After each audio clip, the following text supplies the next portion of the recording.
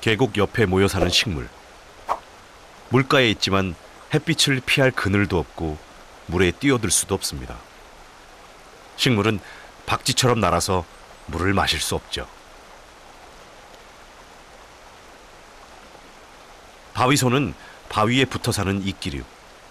잎이 누렇게 변해 얼핏 죽은 것처럼 보입니다. 그러나 바위소는 스스로 몸을 웅크린 겁니다. 그늘이 없다면 스스로 그늘을 만들어야 하죠. 게다가 바로 앞에 물이 있지만 마실 수 없습니다. 이동할 수 없는 식물. 식물이 목마름을 견뎌야 하는 시간은 동물보다 훨씬 깁니다.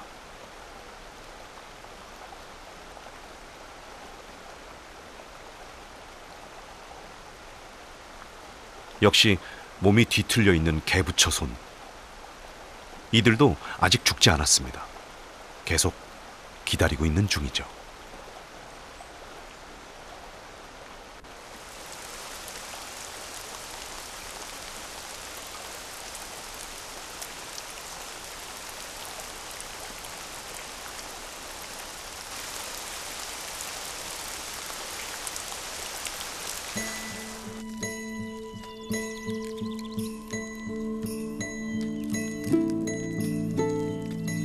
죽지 않았다면 식물은 다시 살아납니다.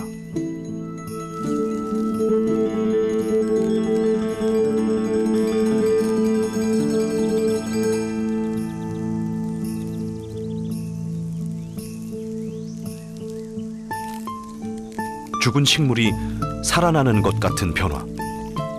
단 몇 시간 만에 일어나는 이 변화 때문에 이 식물은 부활식물이라 불리기도 합니다.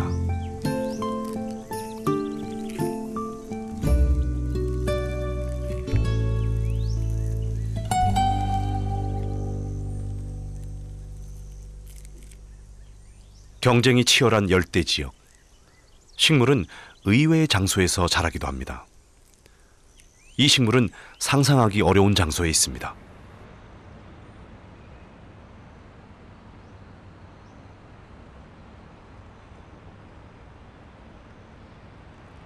줄타기 하는 식물.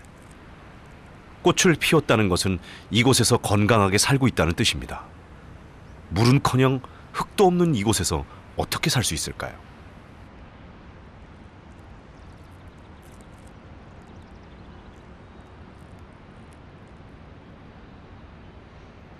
케톱시스는 물통을 마련해 두었습니다.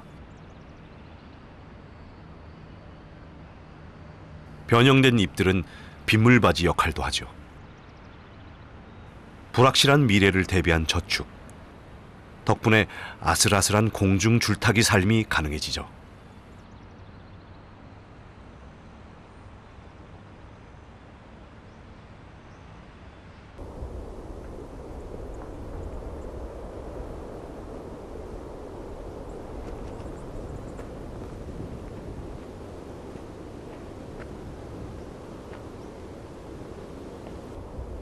식물에겐 광합성을 위한 햇빛, 물뿐만 아니라 성장에 필요한 양분도 필요합니다. 로라이마의 뜻은 물의 어머니. 해발 2810m에서 내리는 비가 산 밑 저지대까지 이른다 해서 붙여진 이름입니다.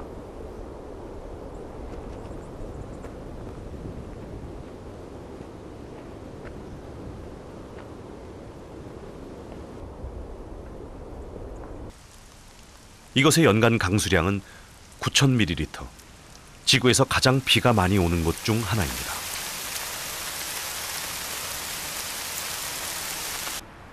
그래서 로라이마의 물이 마를 때는 드물죠.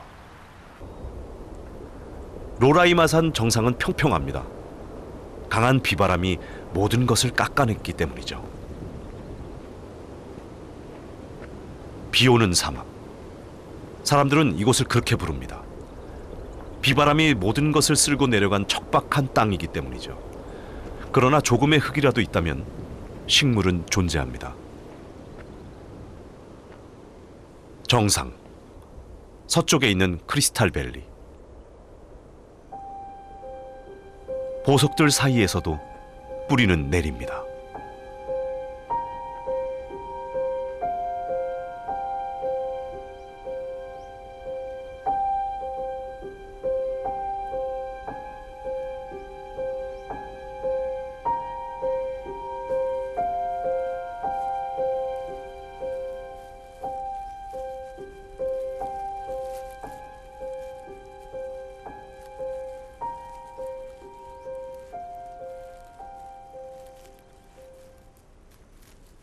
척박한 곳에선 뭔가 달라야 살아남을 수 있죠. 헨리 암포라는 꼭지 부분에서 나오는 단맛으로 곤충을 유혹해 통 속에 빠뜨려 소화시킵니다. 주로 모기 등의 작은 곤충이 먹이가 되죠. 하지만 물에 빠지지 않는 모기. 물에는 표면 장력이 있어 가벼운 물체는 물에 가라앉지 않죠. 그렇다면 어떻게 모기를 익사시킬 수 있을까요?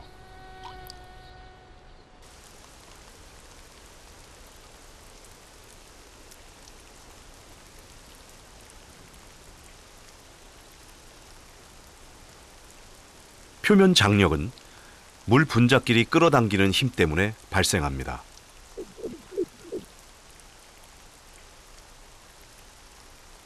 빗방울이 둥근 것도 이 표면 장력 때문이죠. 그래서 모기는 빗방울에 젖지 않고 튕겨져 나옵니다.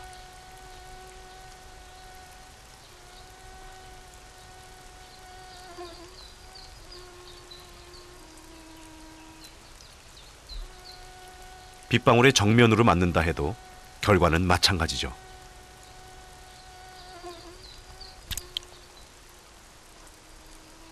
잠시 균형을 잃을 뿐 모기는 다시 날아오릅니다.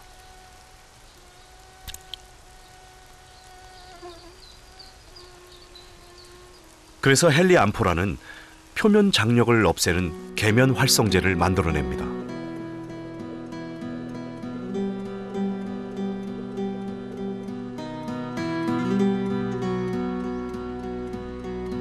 이 성분 덕분에 헨리 암포라는 모기를 익사시킬 수 있죠.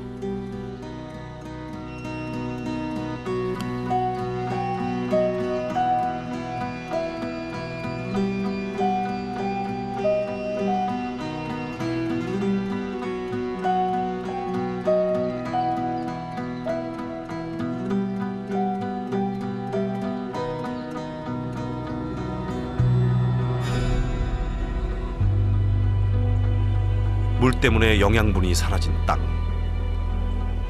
헨리 암포라는 물을 제어해 영양분을 얻습니다.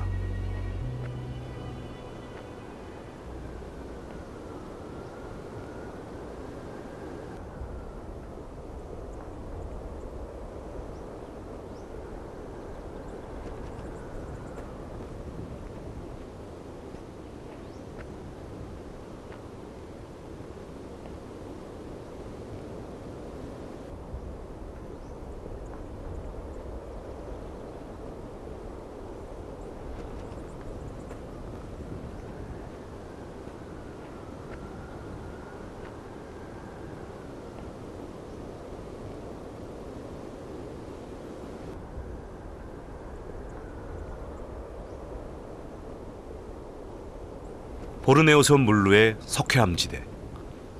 석회암을 조각한 것은 비입니다. 이곳 역시 지구에서 가장 비가 많이 내리는 곳 중 한 곳입니다. 비는 석회암뿐만 아니라 토양 속 영양분도 쓸어내립니다.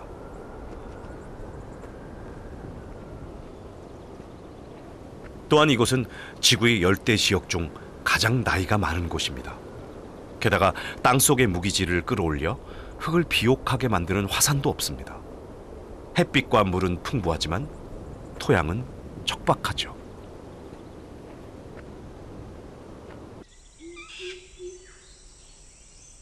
그래서 이곳의 식물은 영양분을 얻기 위해 독특한 기관을 만들어냈죠.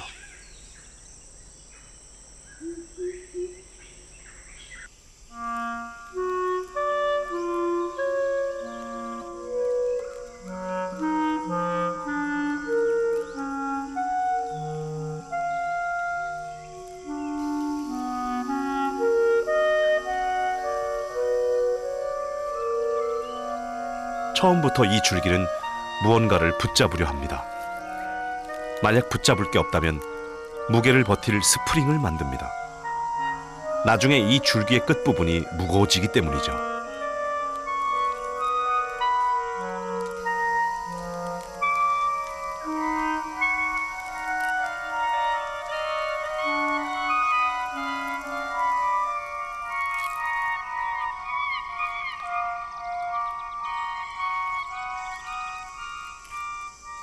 네펜데스 종류는 이 통을 다양하게 변화시켜 부족한 영양분을 얻습니다.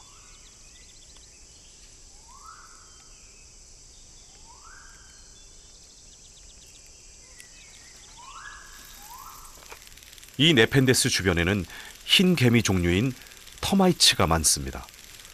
크기가 1cm에 불과해 영양분이 많진 않죠. 그러나 터마이츠는 무리를 지어 움직입니다. 무리 전체를 유혹할 수만 있다면 충분한 영양분이 되죠.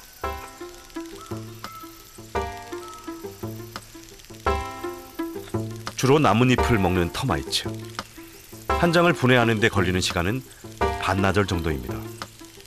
노력이 필요한 먹이죠.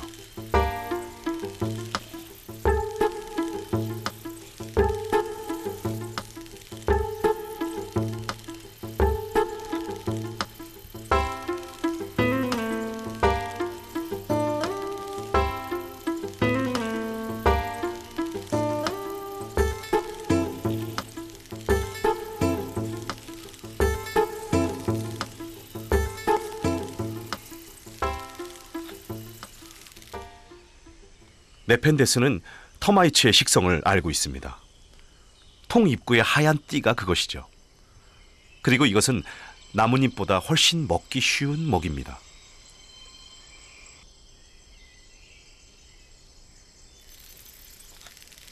밤에 활동하는 터마이츠. 터마이츠는 전진만 하려고 합니다. 선두에 문제가 생겼지만 비상사태를 후미에 알려줄 터마이츠는 계속 통 속으로 사라집니다.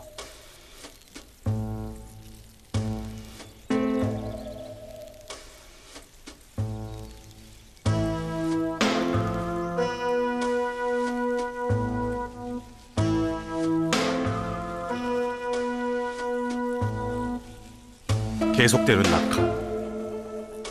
터마이츠의 습성을 아는 네펜데스는 하룻밤새 수백 마리의 터마이츠를 익사시킵니다.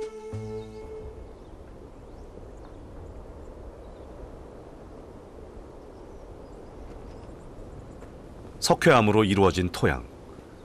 그래서 이곳에는 동굴이 많습니다. 동굴 바깥에서 들어오는 빛에 바닥이 반짝거립니다.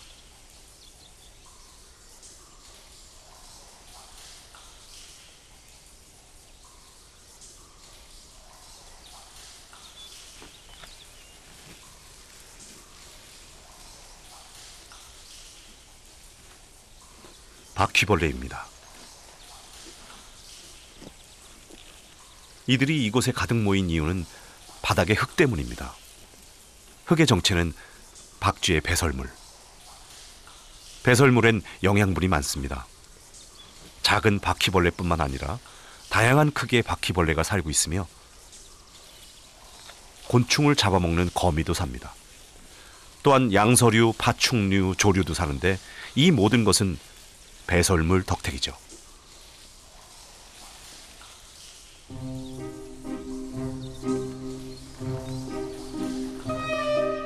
해질녘 사냥을 하러 나가는 박쥐.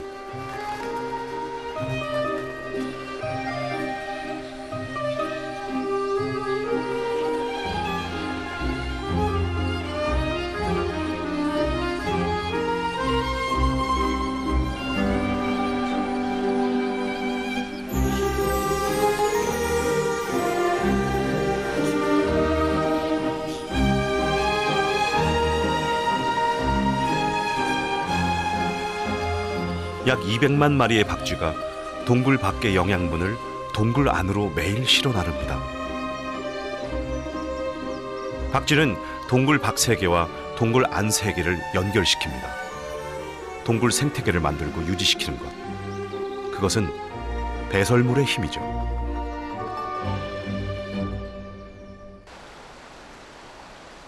그래서 어떤 네펜데스는 박쥐의 배설물을 탐냅니다.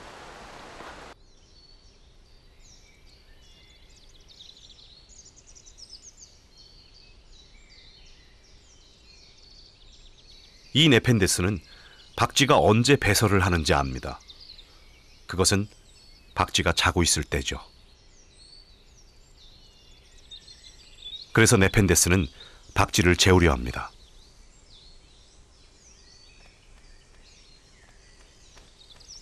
아침, 지친 박쥐는 잘 곳을 찾습니다.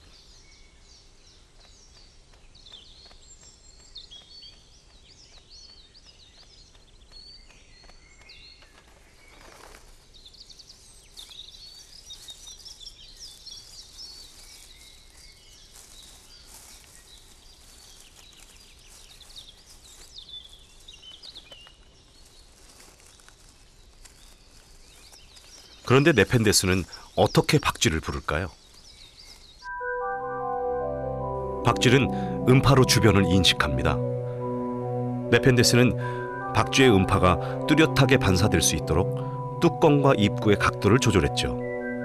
눈에 띄는 호텔 간판을 단 셈입니다. 박쥐도 익숙한 곳을 좋아해 매일 같은 잠자리를 찾죠. 덕분에 네펜데스는 매일 신선한 영양분을 배달받습니다. 흙속 양분이 적은 이 지역엔 큰 나무가 자랄 수 없습니다. 번성하고 있는 것은 작은 관목과 이끼류뿐이죠. 그래서 동물도 제한적입니다. 나무 두더지, 그나마 가장 크며 가장 많은 배설물을 만드는 동물입니다. 확실하게 배설물을 얻는 방법은 뭘까요?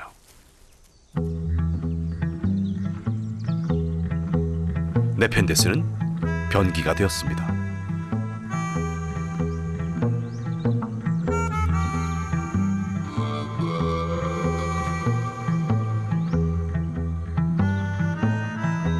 변기는 앉는 사람의 사이즈를 고려해야 하고 또한 그 무게를 견뎌야 합니다. 나무 두더지 엉덩이에 최적화된 사이즈. 또한 이 네펜데스는 힘을 주면 깨질 정도로 단단합니다. 배설물을 한 곳으로 모을 수 있는 유선형의 디자인. 이 잘록한 구멍으로 배설물을 남기지 않고 모으며 또한 역류를 방지합니다. 인간이 만든 변기와 한 가지 다른 점은 뚜껑 부분에 나무 두더지를 유인하는 하얀 물질을 만든 것. 이 물질 덕택에 나무 두더지는 완벽한 자세를 취할 수 있죠.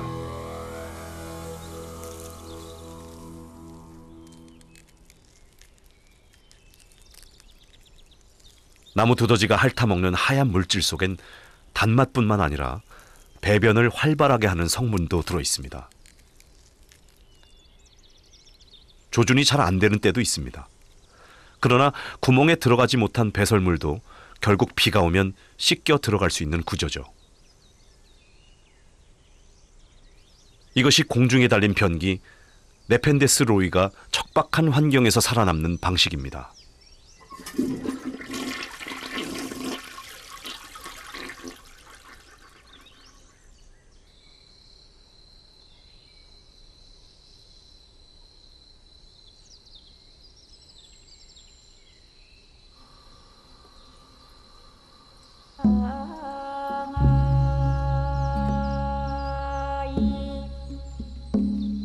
하루 중 20시간을 자는 코알라.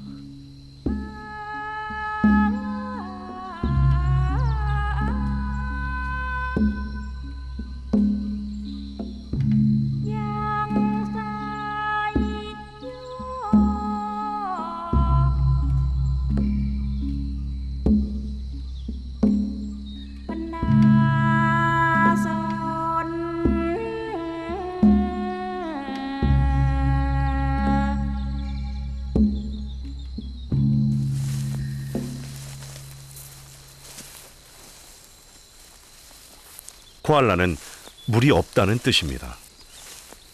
코알라는 물을 먹지 않습니다. 오직 유칼립투스 잎으로부터 수분과 양분을 모두 얻습니다. 그런데 독성이 있는 유칼립투스 나뭇잎. 동물들로부터 잎을 보호하기 위해서죠. 독성이 있는 잎을 소화시키기 위해 코알라는 대부분의 시간을 잠으로 보냅니다.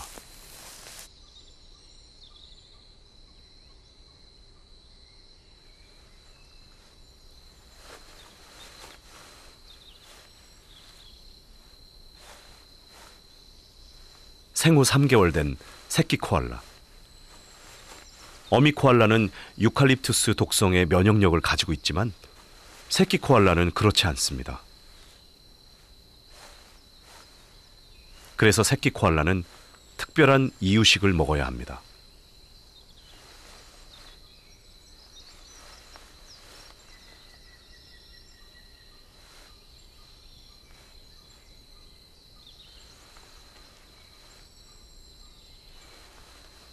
새끼는 주둥이와 팔로 어미의 아랫배를 문지르며 마사지합니다.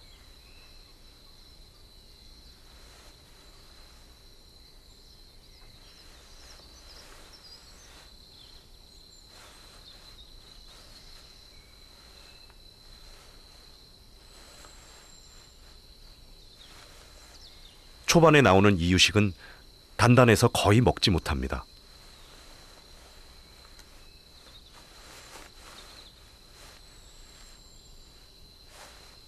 특별한 이유식은 바로 어미의 배설물.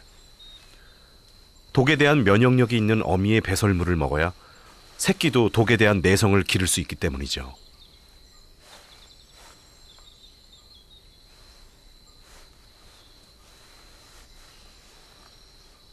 자세를 고친 뒤 마사지를 계속하는 새끼 코알라. 이제 흡수하기 좋은 상태의 배설물이 나오기 시작합니다.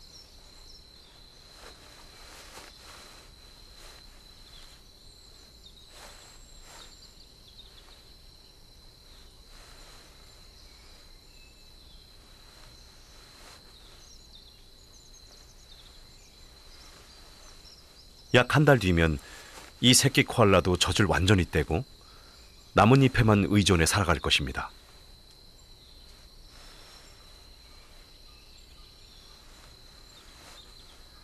잎은 자체가 영양기관입니다. 소화 흡수에 다소 문제가 있지만 많은 초식 동물이 오직 잎에 의지해 살고 있죠.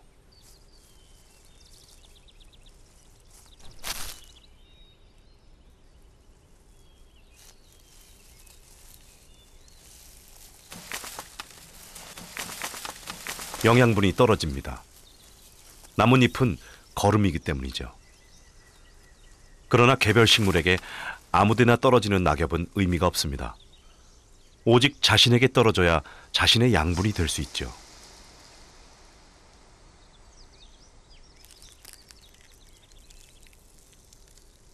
그래서 이 네펜데스는 입을 벌립니다.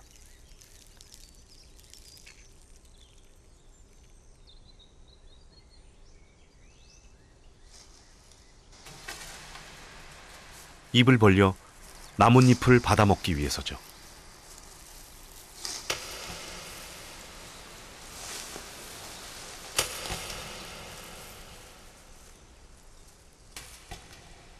네펜데스는 육식을 한다고 알려져 있지만 이 네펜데스는 나뭇잎을 먹습니다.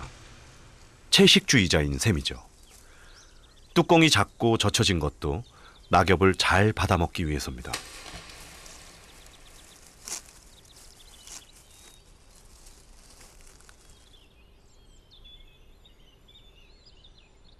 이들이 나무 아래에 무리지어 사는 이유도 이 때문입니다. 낙엽이 가장 많이 떨어지는 위치에서 낙엽이 떨어지기만을 기다리고 있죠.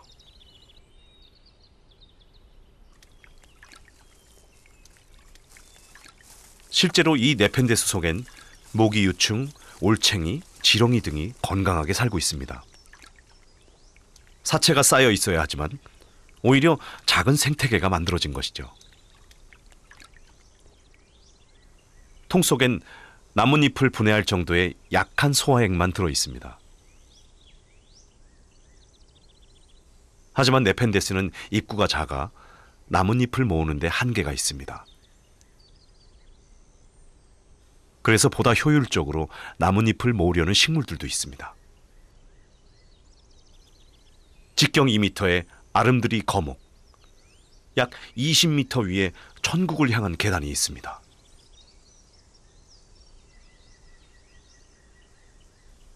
이 식물은 나무 기둥을 나선형으로 감싸면서 자랍니다. 잎 한 장의 크기는 약 30cm. 이 지역 사람들이 코끼리 귀라고 부를 정도로 큽니다.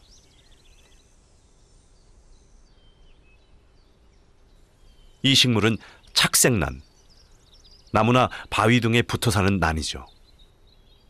흙도 없는 20m 높이에서 구할 수 있는 영양분, 역시 나뭇잎입니다.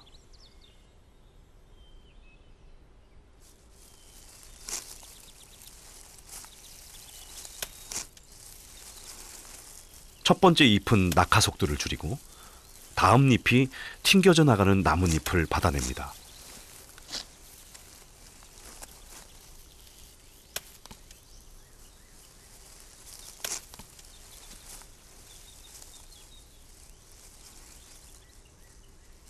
낙하 패턴을 고려한 계단형의 잎 배치.